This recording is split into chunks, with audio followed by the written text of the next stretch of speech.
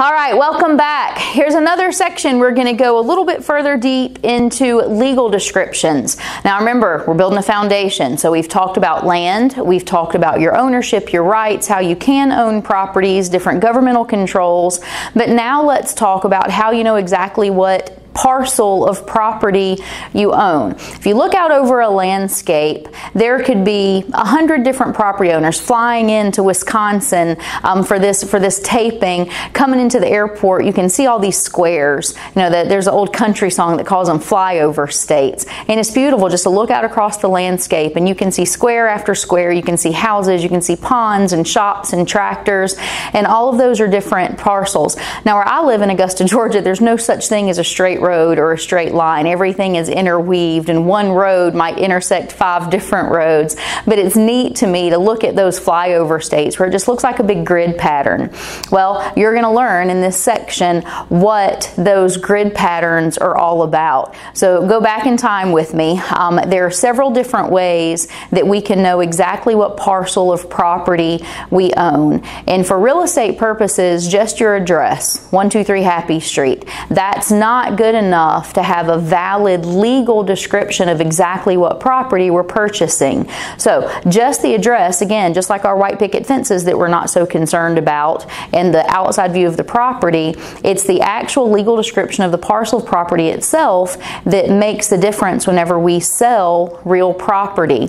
So we're not looking at the address description, but the legal description of the land itself. So if I'm looking out over that landscape, seeing all these grids and all these different homeowners, how do I know for sure that homeowner Jack and homeowner Joe, where their property boundaries are? Whenever I go to the county record, there could be several 123 Happy Streets in the same town. How do I know exactly what property a certain owner owns? And also what states, what counties, what jurisdictions use different types of legal descriptions to make their contracts valid. So that's what we're going to learn about in this section, is different methods of valid legal descriptions. There are several. You'll learn about the meets and bounds description. You'll learn about the government survey or rectangular survey. You're also going to learn about the recorded plat, because just like me looking out over that landscape of properties, somewhere in a county record, in the county where the property is located, there's going to be a picture, a plat map, a parcel identifier of that property that tells you exactly where the borders are, that has the measurements of that parcel, and sometimes even the location of different structures on the property. But there's always going to be a plat map for every parcel. Do you know how those plat maps get there? How do we draw those pictures out? We have the land surveyed. You've seen people stand out on the side of the road with a little survey telescope looking out, measuring properties. Well, somebody had to walk the actual boundary of that property, measure the meets and the bounds. Meets and bounds are distance, direction measurements, and compass directions to make a full walk around the border description of a property from start to finish, all the way around back to that point of beginning. And that is how we know exactly, unmistakably, which property is Farmer Jack's and which property is Farmer Joe's, because there would be no two legal descriptions for two different properties that would be exactly alike. So again, if we don't have a valid legal description, later when we get into contracts, we don't have a contract at all. So we have to know exactly what we're selling. So first off, the meets and bounds description is one I just talked about. It's going to describe that entire walk around the property with distances and compass directions in a way that you could start at the point of beginning, get all the way around to all of the sides, and back to that point of beginning in a clear and unmistakable way. The next one you're going to talk about is a rectangular survey system, or sometimes called a government survey system. Most people have never heard of this, and I'll tell you, it's one of the more not complicated to learn, but a little bit of memorization is going to go into the familiarity of the government survey system. So I've drawn something out on the board. Again, go back in time with me. Let's do a little overview.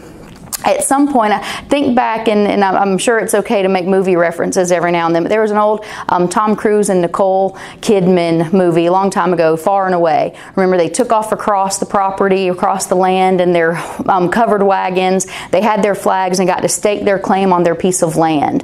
You know, the old song, Home, Home on the Range. Where does that come from? Well, because at one point, ranges were big sections of properties that were granted to the homesteaders by the government. And what happened? They took off walking from one corner of the government and walked, and every 6 miles they marked off property boundaries. So they marked off imaginary lines. Your book calls it imaginary grid work that lays over the nation. So in parts of the country they are still recognized, but they laid off imaginary lines in every 6 miles across, and then also every 6 miles down. So the up and down lines were range lines. The east to west lines were baselines. At the sections where those baselines and range lines intersect, that 6 mile by 6 mile square would be called a township. A township. And also inside of each township, they could also mark off. See how out of scale this is going to be. That should be 6, 1, 2, 3, 4, 5. Oh, we'll just squeeze in another one. But we would also have 6 more 1 mile markers in both directions. So if the big ones were 6 by 6, what do we have now in the little ones? 1 mile by 1 mile squares. So the larger pieces are townships. The 1 by 1 mile inside of a township is called a section. Why is that important? For one, it's a really good source of testing material. There's a number I want you to write down really quick because you're going to make sure you're going to remember this number. If you don't remember many other numbers, you will use these two again. I want you to write down 43,560. 43,560 is the number of square feet in 1 mile. So it doesn't matter if it's a triangle, a rectangle, how the land is laid out. If there's 43,560 square feet, that's the number of square feet in an acre. I said mile, didn't I? Number of square feet in an acre. Forgive me for that one. But number of square feet in an acre, no matter how it's shaped, 43,560 square feet of measurement would fit into 1 acre. The next number you're going to want to remember, because a lot of people don't know it either, 5,280. That's the number of linear feet in a mile. So if I'm going to walk a mile, that's going to be 5,280 feet. Again, why do we have to know that right now? Remember, we said that these lines, the range lines, were every 6 miles. The smaller lines were 1 mile squares. So if I said that this property is 1 mile square, how many square feet is it?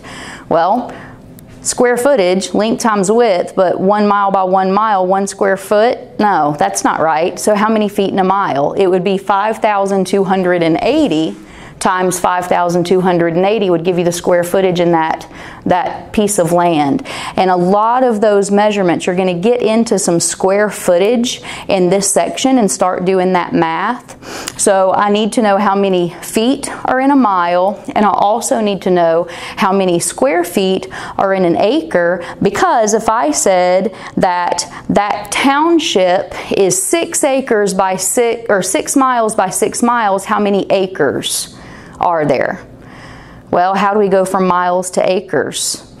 Same thing, 5,280 times 6, because there's 6 of them, and 6 miles by 6 miles, that huge number of square footage divided by 43,560 would be 240 acres in a township. It's amazing sometimes the random information that pops out of my head, but by the time you get finished, if you study well, you're going to remember some of those things. So the 240 acres in a township and some of the other math that's broken down in this section, make sure you hold on to some of those numbers because you are going to see them again. So up and down line range lines, sideways lines, base lines, and remember the larger pieces are 6 miles apart, smaller pieces in the sections are 1 mile by 1 mile, and you'll see that information again.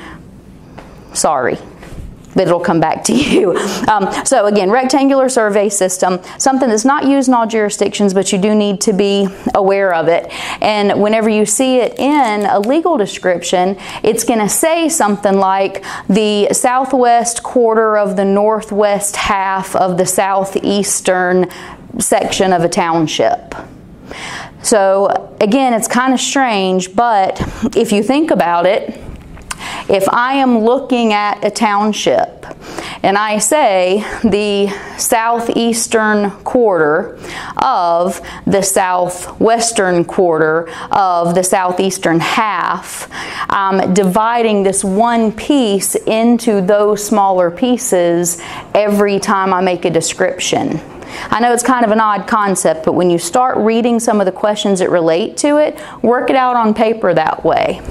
I wanted to give you a quick example of one of the types of problems that you're going to see, and you may not word for word see this type of illustration, but sometimes it just helps to make sense whenever we're talking again about that governmental survey method of property descriptions. So I'm going to be reading from the computer one of the illustrations that's in the math section of your book. So hang in with me for a second, since you can't be looking at the same thing I'm looking at. But this problem says, of course, calculate the acreage of the following: the southwest 1/4 of the northern 1/2 of the eastern half of section 14.